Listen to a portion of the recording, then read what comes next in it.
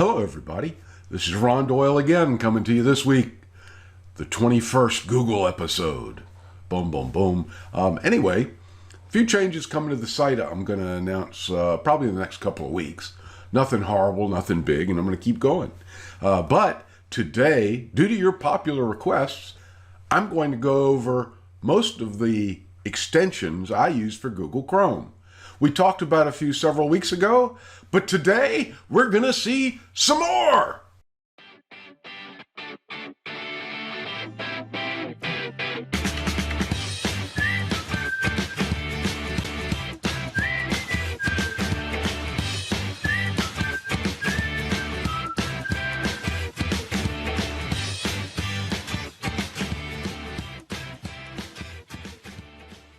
So, welcome back. Anyway, real quickly, just to review extensions. What are they? Let's see on Wikipedia.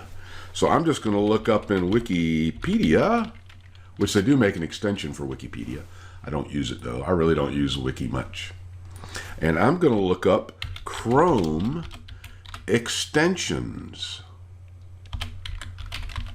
and see if it even tells me about them. Hey, extensions. Browser extensions that modify Google Chrome. They're written using technologies like this. We don't care about that.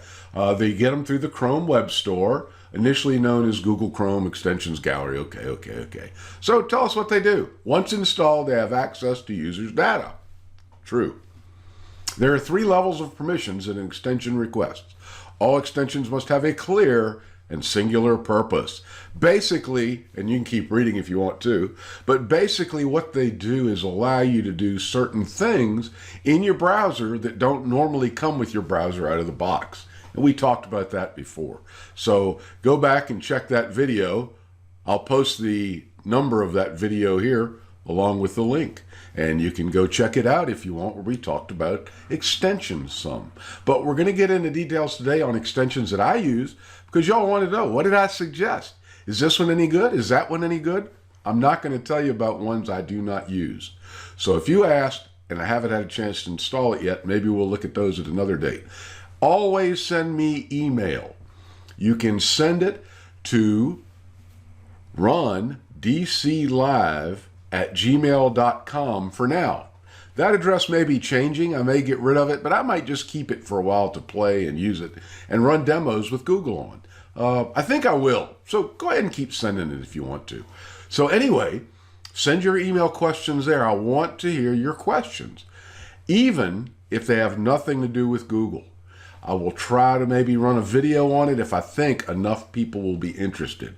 Now, if you write me up and say, hey, Ron, how do you spell kumquats or McGillicuddy? I'm not going to put that on a video. So only things that will benefit people. To get to your extensions, you just simply go up to your browser menu right here, not your Google menu or your Google apps, but your customize and control Google where it says that. Click it, go down to more tools and say, or click on extensions.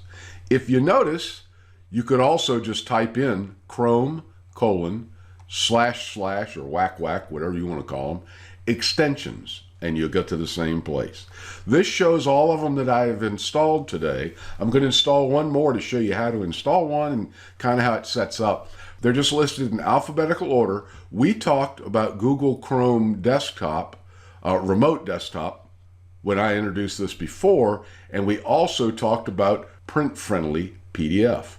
I'm not going to talk about either one of those today, but I am going to talk about the others.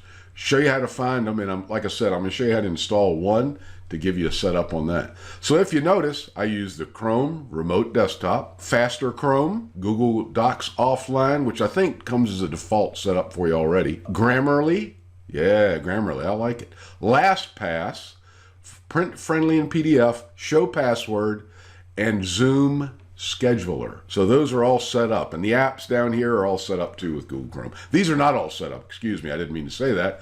These we will have to set up. So mine are already installed, and if you look over here, you can see them. Print friendly, remote desktop, Chrome, or excuse me, Grammarly, I can't even read. FasterChrome, LastPast, ShowPassword, Zoom. So those are the icons for those specific extensions. To add an extension, and that's what I'm going to show you next, I'm going to click right here, and these are extensions. They've got some keyboard shortcuts listed. And if you go down to the very bottom, you click where it says Open the Web Store. Here it is. I'm going to show you one now that my buddy John Barlow, we met a week or two ago, and I really like. It's called Honey. Yes. So if you type in Honey and hit enter to go look for it, it's this one right here. So this is the icon that you want. I'm going to look at each of these and show you the icons. So Honey is right here. All you have to do to add it, and by the way, you can click it and read about it if you want. Just click anywhere in this gray area. Join over 20 million members. You can go along and see what it does. You don't have to look for coupons. It finds you deals on Amazon and other stores too, okay? Money back at over 4,500 online stores. So it's a pretty useful thing, and it really does work. So I'm going to go ahead and click Add to Chrome. It asks me, are you sure you want to add this extension? Sometimes it'll check and make sure what version of Chrome you've got and all that. But anyway, it'll come up and say add the extension. I'm going to say yes, add it. So what it's doing right now is it may be downloading where you can see it, or it may just be popped on just like that. So mine just popped in. Look, there's my icon up on the right for Honey. Has access to this site, has access to lots of sites. That's one thing. If it bothers you, don't do these. I'm going to go ahead, and I suggest doing this with any sites that ask you. Join with Google. Just make sure you have a good Google password. So I'm going to click that. I'm going to say join with my Ron DC Live at Gmail. Click it. Sometimes when you do these, it'll ask you for a password. Usually if you're already logged in and your little icon showing, they're not going to ask you. So then you can see a demo here and a demo here. I'm not going to run through that. You should. If you're not familiar with this, go ahead and run through it. Now let me show you how it works.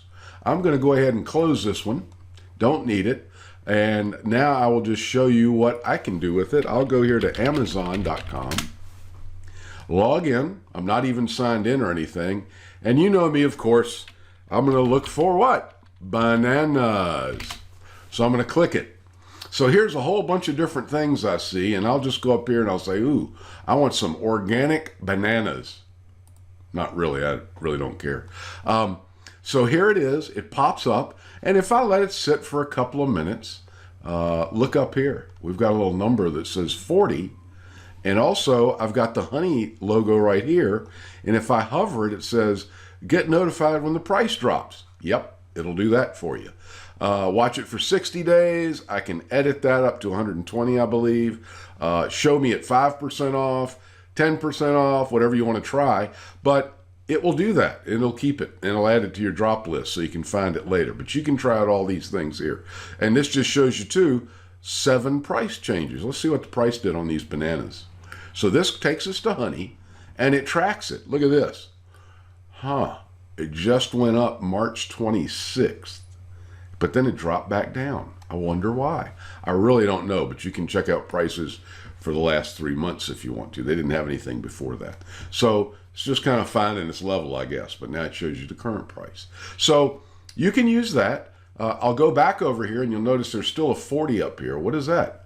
I'm going to click it on Honey, and it says, welcome to Honey, and do I want to follow Amazon? And no. So it's got 40 other deals we can use on Amazon. And I don't really use this part. I usually find what I wanted to use. This one says it worked 2 hours ago, things like that. So anyway, take a look at it, give it a shot. I don't want to spend a lot of time, so I'm going to go ahead and close it. But that's how you add an extension. By the way, you can move the extensions around. So if I wanted Honey up here at the front, I could put it there. In reality, I would probably just do them alphabetically or something. I don't know. I'm kind of weird like that. So I'll close these back down. Now, all the other ones that I've added, I'm going to go back to the store, click on that, and the next one I'm going to show you is called FasterChrome. And you have to be able to spell. I think it might be one word. You have to watch out about that. But the reason I'm showing you these is it's not one of those. I think it's a one-word spelling. FasterChrome. There we go. There it is. It's this one right here, and it tells me I've already added it. It'll show you which ones you've added, so you'll know it's already in your browser.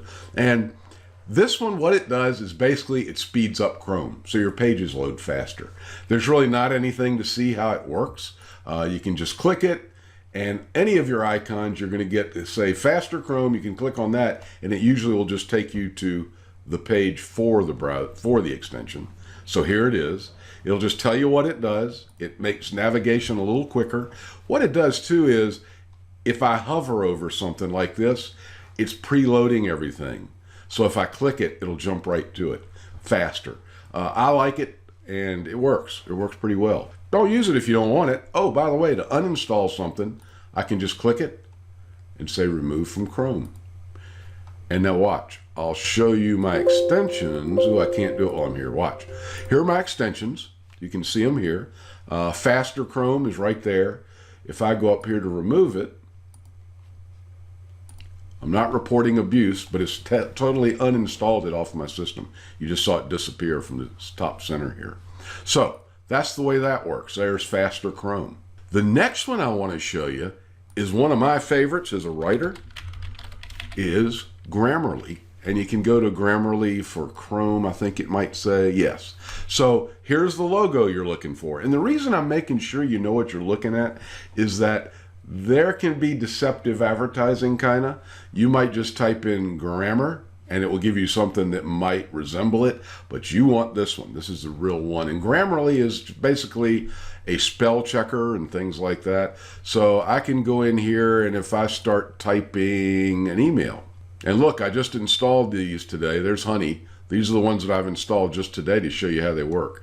And I'm going to go ahead and hit compose. I haven't tried this yet. So let's see. I'm going to send this to Ron Doyle. And the subject is bananas in Virginia. Now, Grammarly is active. I don't want to take a tour. It's working. Right down here, you can see it spinning. So I'm going to say, Dear Ron, what are you doing today?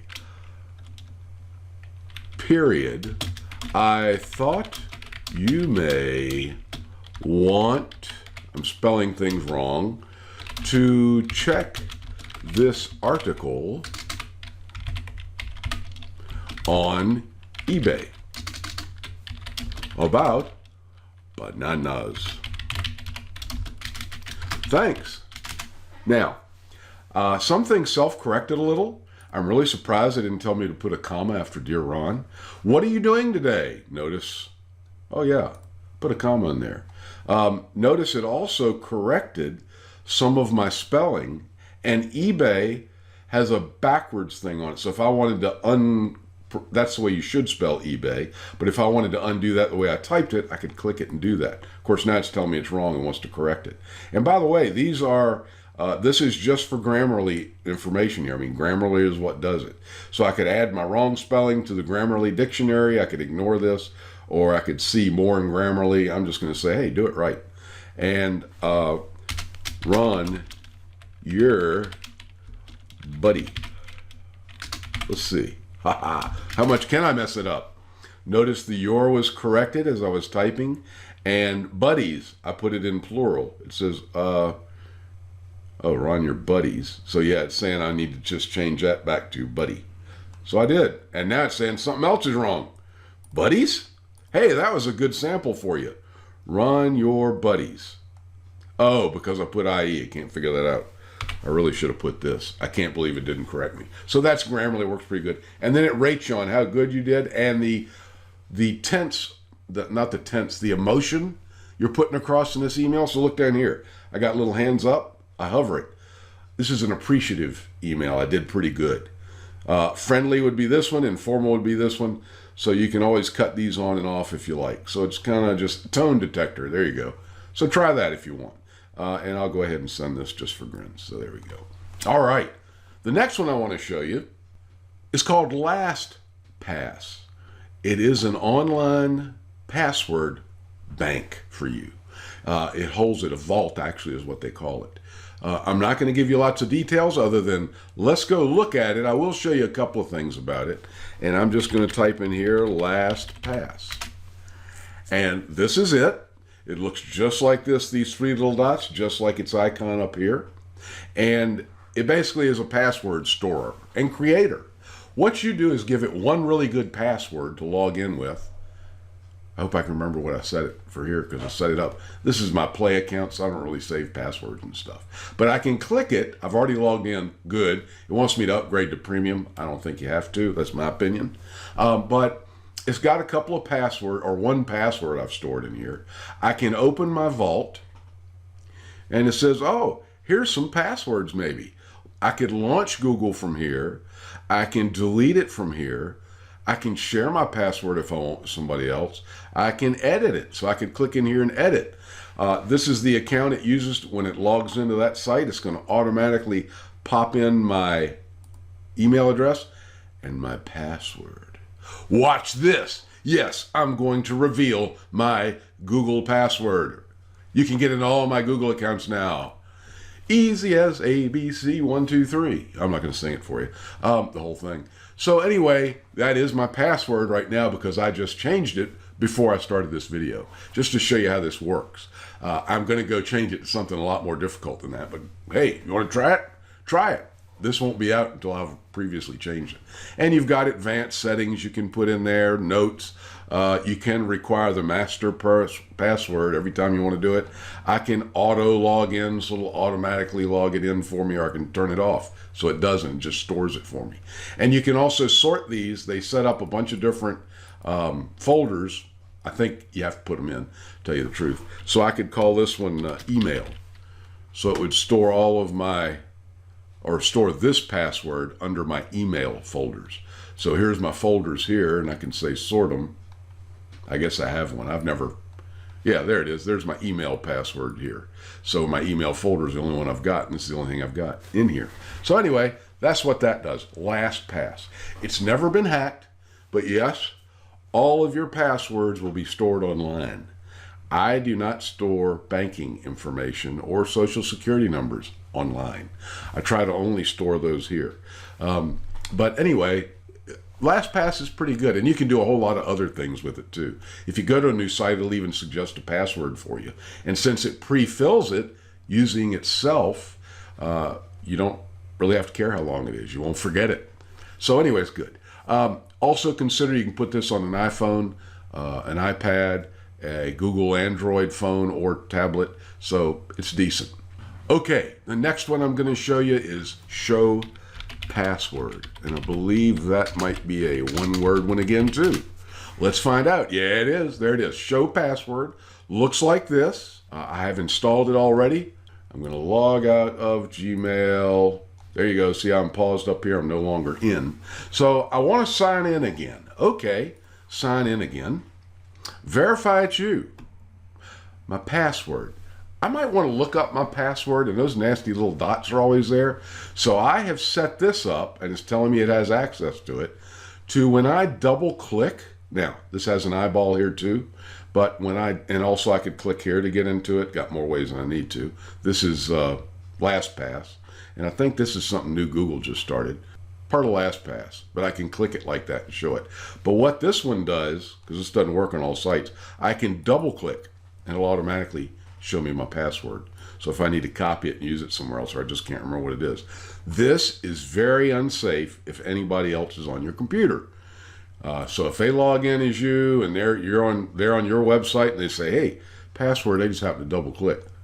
Uh-oh, what happened here? I'm into Ron's password. This isn't good. So watch that one. That could be dangerous, okay? Just consider that. And also, it says it looks like I have a weak password for this site. Okay, thanks. Disable this alert for the site, disable on all sites. Well, I'll say for this one anyway. Now, if you want to change it or set it up, whoops, you just go in here and click it and go to options. And this is where it just tells you how do you want to show the password. I set it for double click. You can send it for mouse over and to wait a half a second. So it pops open like that. Or you could set it to be on focus. That means if I click it, it'll show me the password. Password is the password here. And the last one is press the control key. So I could just hover it and click it when I press the control key. If I click it without the control key, nothing. But hold down control, which I'm doing now, and click, then it shows me. So you can set that up however you want to. I just like to use the double click because I don't usually double click on my passwords. All right, all righty. I think we've only got one more left. Yes, I do, and this is the biggie in society today. This one is called Zoom. Let's take a look again in the store so you can see what you need to look up. And it's called Zoom Scheduler is the actual name. So if we type that in, we can go here. Here's the Zoom Scheduler. You've all heard of Zoom, I'm sure. They were kind of, I think it was blown way out of proportion on their security. Just use a password to let people log into, but I'll show you here if I can. But anyway, I'm going to go in now and go to Zoom, which is right here. I actually do use Zoom. I know a couple of weeks ago, I told you I use Google Hangouts too. I do for personal use usually, because Google Hangouts is just quick. Everybody's got Google. But if I'm doing a meeting with a group of people, a large group, I'm going to use Zoom. So I click it and I can say schedule a meeting or start a meeting. So I can click schedule a meeting and it asks me, it's a one-time meeting ID or do I want to use my standard? I guess I'm going to blur that out because that's my standard meeting ID. Do I want to require a password? If I do, I can put in a password here. I can say who has video, the host, that's me, or the participants. You don't have to go through all this if you're attending a Zoom meeting. All you've got to do is click on the link and you'll see that pop up in a minute. Can they use a phone, call into the meeting? Yes. Can they use audio on their computer? Sure, both or either one. And then just some other items that you can do. I'm just going to do a one-time meeting here. And I'm going to say I don't want a password if I can cut it off. I think I required it on mine. I did. And there's settings you can get to. So I'm going to save and continue. So it says what account. I'm going to say on this one, enter my password. I almost put in my original password, which wouldn't have worked. So it pops it into my calendar and I can send it to people. If you look here, here is the link. All right. So it will send this down at the bottom here. You can see it. Double clicks, which would use my name in real life, is asking you to join this meeting. It puts in a date and time and I can reset that to whenever I want. And I'll just say it's for the 15th at 3 p.m. It's not. I'm going to delete this. Don't worry. So here's my meeting ID. All they'll have to do is click on that when they get this message, which is right here. Join a Zoom meeting. It's all set for you. I shouldn't have clicked that because now it's trying to join it. So anyway, they'll click this when they get it and everything will be cool. Or just copy that and paste. It depends on if they're calling from their phone or whatever. And it may ask you to install or download an app, and that's okay too. Here's the password and the meeting ID, which is already put into that link up there. If you notice it, it's right up here in the link. So it actually looks like a phone number, easy to remember for people. And here's the password they'd have to use to log in. You can invite people from your calendar here. So I could invite Frank, and I could invite old Jonathan Goldsmith, and these are both fake email addresses and not real people. If I click save, it says, would you like to send invitation emails to these calendar guests? And you just say, sure. But I'm going to don't send right now and just save it. They'll get an alert for whatever that time was set up that I didn't even pay any attention to. So that's how it works. Then once you've got it, you can also go up here and start a meeting right now. You can sign out if you want to. Here's some of your settings and things that you can control. So there they are. Now there's one other thing I just want to show you. I'm going to log out again of Chrome, which I think I already did, didn't I? Let's just see. Reload. Yeah, I'm logged back in. What I want to show you is I'm going to go to my Gmail and how to reset my password. I'm going to go here and go up to the gear. And if you don't have time for this, you can leave. I'm just going to show you how you can change your password. You go to Accounts and Import. Now, I'm changing my password because you guys know my password now. So I'm just going to show you right here. Change password. There you go. So enter my current password, which was easy as ABC123. And I can check it. I can double click. Oh, look at that. I typed it in wrong. It wouldn't have taken it. Easy as ABC123. Next. New password. I'm going to kick it out of here, and I'm going to put in my favorite hardest password. There it goes. So now we got it in. And look at this. Google says, hey, you just changed a password. Do you want to update it? So I'll say, sure. So now it's back there in LastPast, saved again. I could also double click to see it, and just saved it on all of my stuff. So I'm cool. Have a great week. Next week, I'm not sure what we're going to talk about, but send me those emails if you have questions about Google or anything.